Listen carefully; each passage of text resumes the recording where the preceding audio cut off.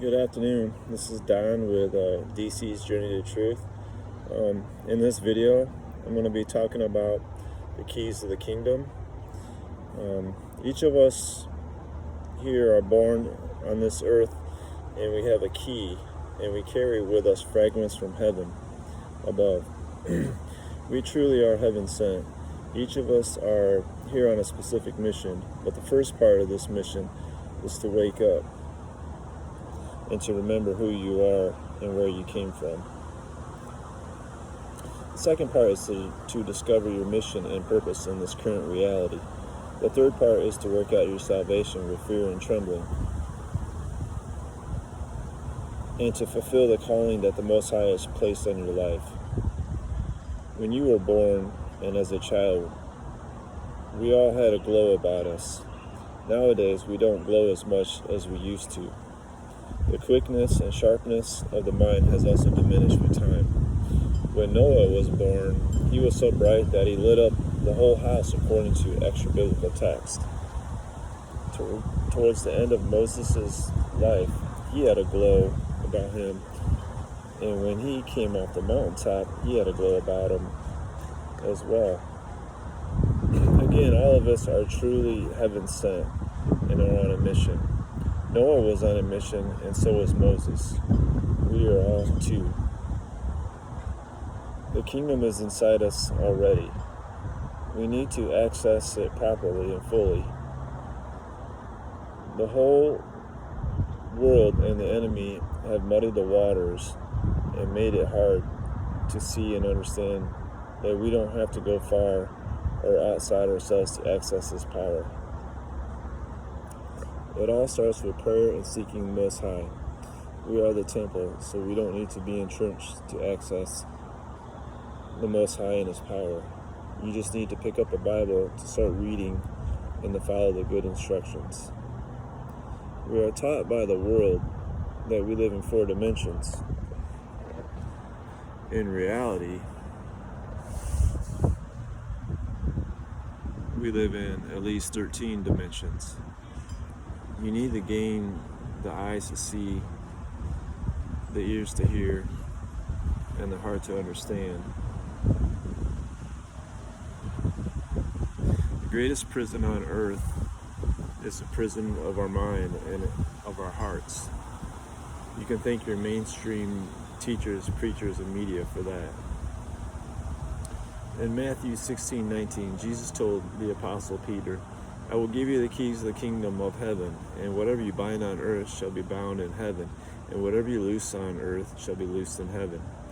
Remember that Peter denied Christ 3 times. Jesus prayed for him that his faith would not fail. After Peter was converted from that denial and came to his senses, he became bold in his faith. He became so powerful that in Acts 5:15 through 16, people brought the sick out into the streets and placed them on mats, so that as the Apostle Peter walked by, his shadow might fall upon them. Peter was also empowered to interpret and explain divine mysteries about the Messiah, prophecy, the Gentile inclusion mystery, and even some mysteries about heaven and hell. Indeed, he was given some keys to the kingdom. The cartoon and manga series Naruto paints a parallel to the Bible. In the Naruto storyline, there is a character named Orochimaru who is after all the jutsus, or the hidden talents and abilities of the world. He is one of the arch nemesis in the story plot. He is learning these abilities from others, and sometimes even sacrificing these talented people to take on their talents for himself by deception and force. When the fallen angels fell, they took some secrets and blueprints with them before they fell to the earth from heaven to be imprisoned. Right hand, born from above. Spirit, because spirit is light. Light is an energy. Energy is a vibration. When you introduce time, it travels, it has spin. Anything with right hand spin, born from above, is not compatible with the fallen ones. that are born from below with the left hand spin. So they are not a fit extension.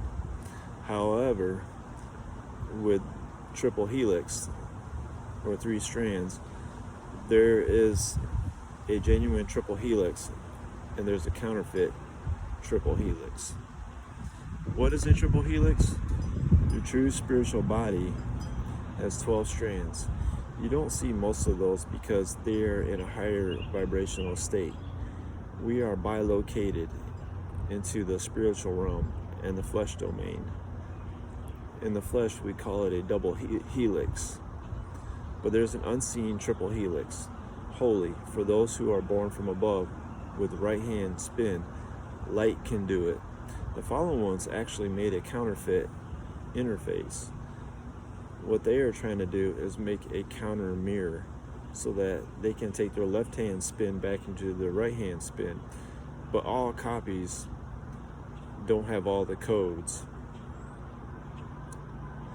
There are only 9 strands of the 12, and Yahuwah never gave Lucifer those other 3 strands. And this is why he is really upset.